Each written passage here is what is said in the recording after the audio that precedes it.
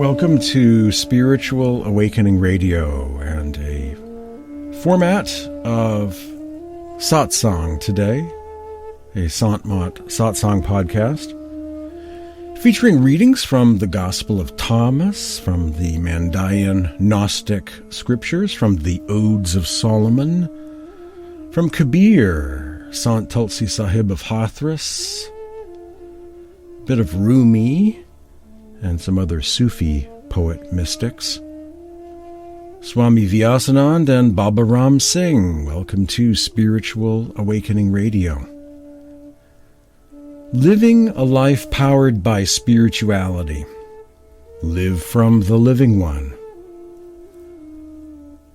And there is a divine voice calling out, summoning all souls to awakening. This is a poem of Kabir. The Time Before Death is the name of this. Friend, hope for the guest while you are alive. Jump into experience while you are alive. Think and think while you are alive. What you call salvation belongs to the time before death. If you don't break your ropes while you're alive, do you think ghosts will do it after? The idea that the soul will join with the ecstatic just because the body is rotten, that is all fantasy. What is found now is found then. If you find nothing now, you will simply end up with an apartment in the city of death. If you make love with the divine now, in the next life you will have the face of satisfied desire. So plunge into the truth, find out who the teacher is, believe in the great sound. Kabir says this, when the guest is being searched for, it is the intensity of the longing for the guest that does all the work. Look at me, and you will see a slave of that intensity. Kabir, from a Robert Bly translation found in the Kabir book.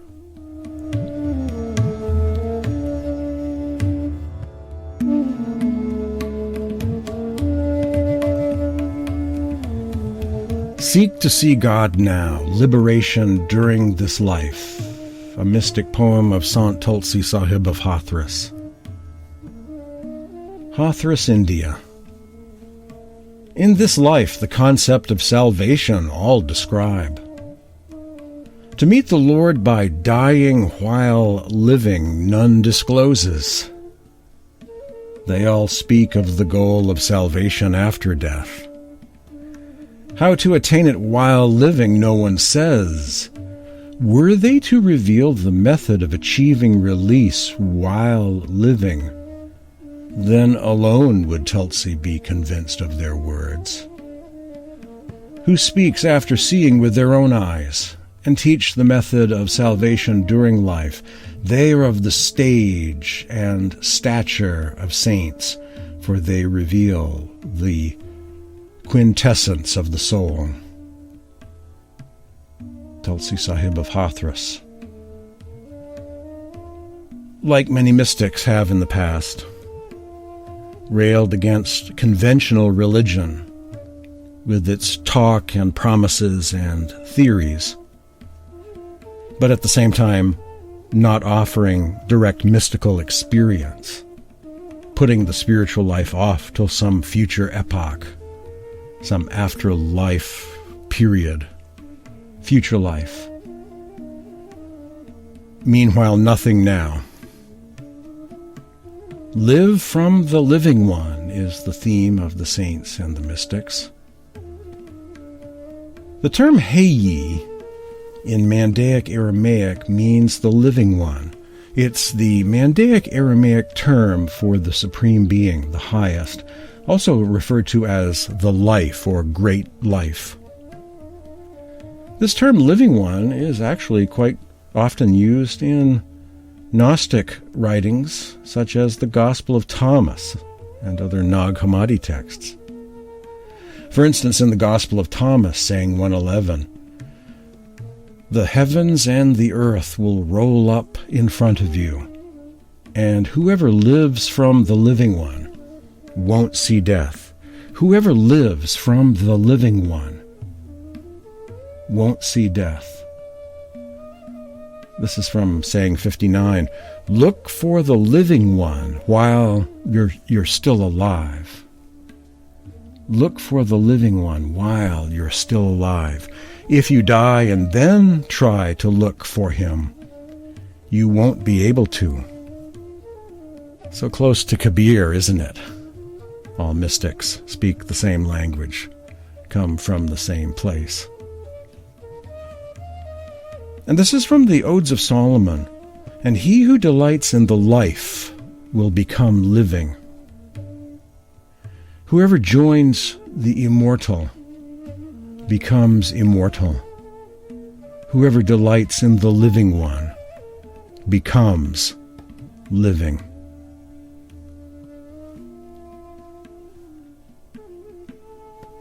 This next segment is on the call of the Supreme Being.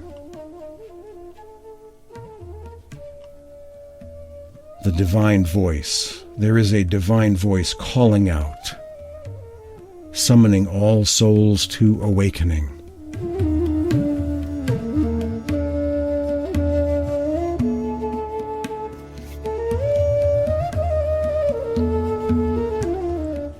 This is from the Mandaean scriptures, the call of Heyi, call of the life. In the name of the great life, those who have ears hear. This is once again from the Odes of Solomon. And he stood on the peak of a summit and cried aloud from one end of the earth to the other. Then he drew to him all who heard. My elect chosen ones have walked with me, and my ways I will make known to them who seek me, and I will promise them my name. The following is from the Mandaean scriptures. In fact, many scholars believe that whoever wrote the Ginzaraba of the Mandaeans was a reader of the Odes of Solomon and the Gospel of Thomas. The voice of the living one calling out to souls in creation, summoning them to awakening. In the name of the great life, when I, the envoy of the life, the king who went from the light, came here, I came, communion and radiance in my hand, light and praising upon me, splendor upon me and inspiration, a voice and a proclamation upon me, the sign upon me. And I am the illuminator for gloomy hearts.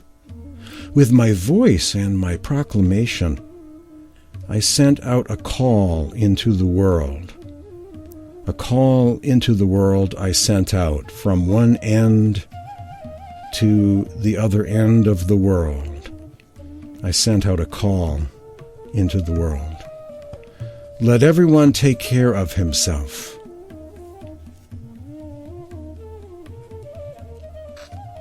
The divine voice calling out to souls in creation. And those who have perception will hear and will be summoned to awakening. The theme of divine hearing is present universally in the mystic tradition. Hearing the music of the spheres, the sound current. Some passages from Sufism. This is from Shah Niaz, a Sufi mystic. A sound is vibrating in the whole of creation. When you open your inner ear, you will hear a continuous sound, which will lead you across all limitations of mind and matter. Which will lead you across all limitations of mind and matter. My beloved is speaking to you all the time. Alas, you do not hear his voice. The whole world is reverberating with sound. To listen to it, thou must unseal thine inner ears. Then shalt thou hear an unending music, and that shall lead thee beyond the confines of death, says Shah Niaz, the great Sufi mystic. This is from Hazrat Khan. The vibrations of this sound are too fine to be either audible or visible to the material eyes or ears. Yet, as masters and mystics often point out, there is another kind of hearing and another kind of seeing. The eyes and ears of the soul, the spiritual senses, can be developed. There is light coming from beyond the darkness, and there is music coming from beyond the silence. For those who have ears to hear, those who desire to meditate and discover the wonders of inner space for themselves. This is from a Sufi mystic by the name of Hazrat Sultan BaHU. My master has taught me a lesson. It repeats itself without me repeating it. When I plug my ears with my fingers, without learning, I hear its melodies. My eyes are longing for a glimpse of him. Without seeing, I see his radiant face. In every heart abides the beloved, O BaHU. In countless forms, he reveals himself to me.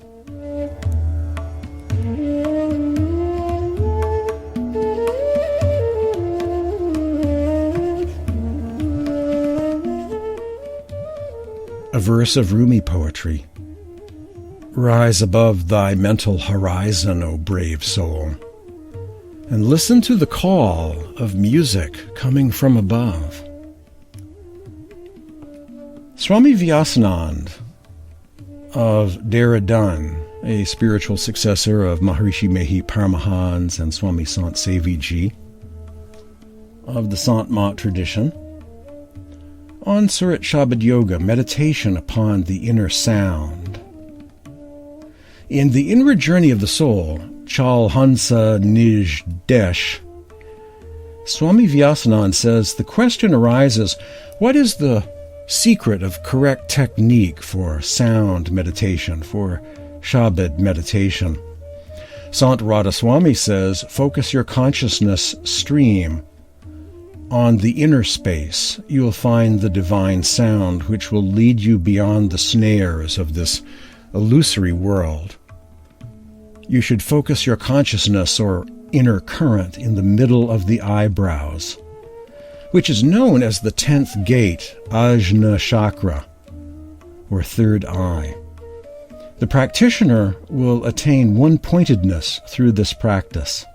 In other words, the most subtle, most luminous sign of the light realm will appear. With that luminous sign, the inner sound will also manifest.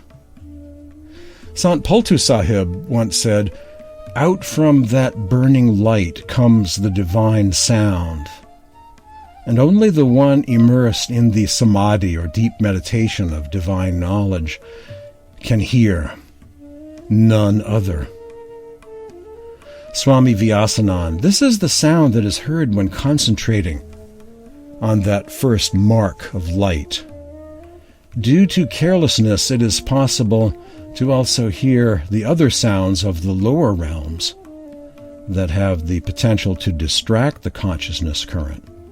It is conceivable, then, that the upward ascent of consciousness becomes distracted, thus creating a hindrance in progress.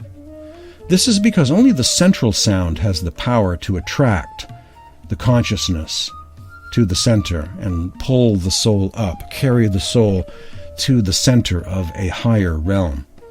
Other illusory material sounds do not have that magnetism to attract the consciousness to the higher realms. Unquote. More from Swami Vyasanand. Sant Kabir Sahib has said, "A rare practitioner who abides by the knowledge given by the Master listens to the subtle sound of inner space. First, that sound emanates from the Ajna chakra, or third eye. A practitioner who can withdraw his mind from the 9 gates of the body senses and concentrate in the 10th gate, the third eye, he or she alone is able to hear that subtle sound." Sant Tulsi Sahib said, "Enter into the inner empty space or void and listen to the sound that is beckoning you toward the divine. This sound has been vibrating since the beginning of creation. If you want to meet your true friend, Supreme Being, then constantly and carefully listen to that sound. This body is the sacred holy place, the Kaaba, the holiest place, created by the divine, and within it is found the arch, the higher realms of the macrocosm, beginning from the 10th gate. It is the inner sanctum within, in which is found the divine sound reverberating. O practitioner, listen with full concentration. The sound that originated from the divine is constantly reverberating and calling you." Swami Vyasanand, from his publication, The Inward Journey of the Soul.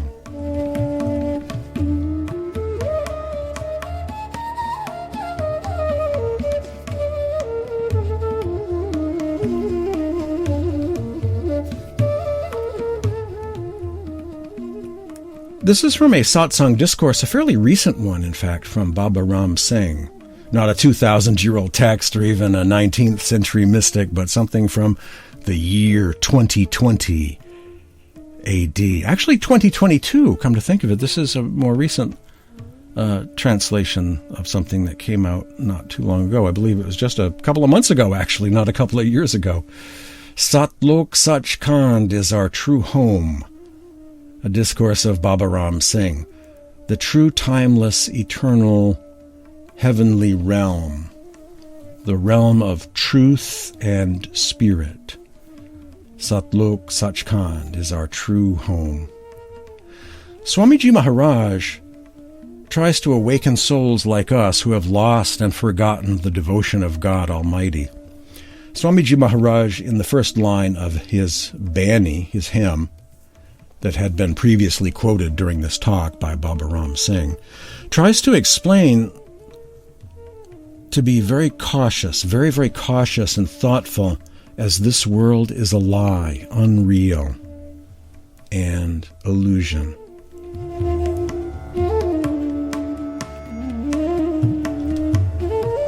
But ordinary people like us, think that we can see the whole world with our eyes. We see that all people are going to work, doing their jobs, business, etc., and many other things, but masters say it's totally unreal. Rather, it's a complete lie.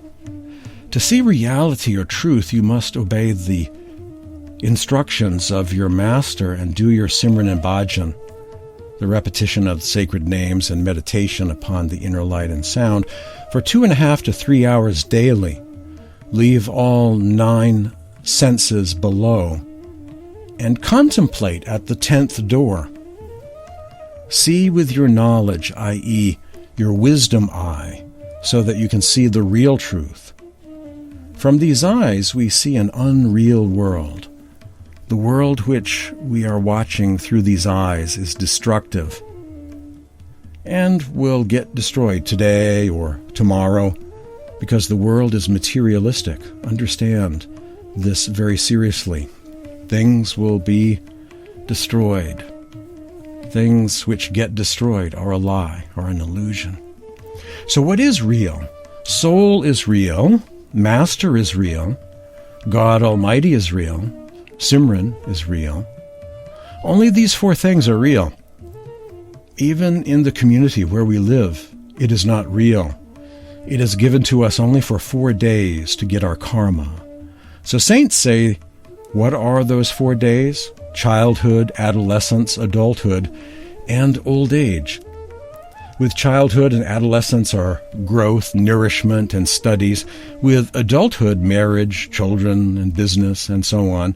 Old age is very miserable because in this age the efficiency of the body is almost zero. We cannot perform any work properly as all the senses become so weak and poor. You see, the human life cycle of 4 days, which we assume is real.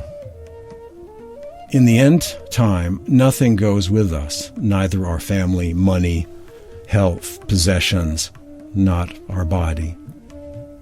This is only meant for reaping our karmas, as we have to take from someone and give to somebody. Once our account of karma is finished, each and everybody starts leaving us. That's why saints have termed this world as birth and death, happiness and sorrow, as it belongs to Kal and Maya, the Lord of time and illusion. This world is not meant for you. Neither do you belong to this world. Your true home is Satlok Sachkhand. God Almighty's home is your true home.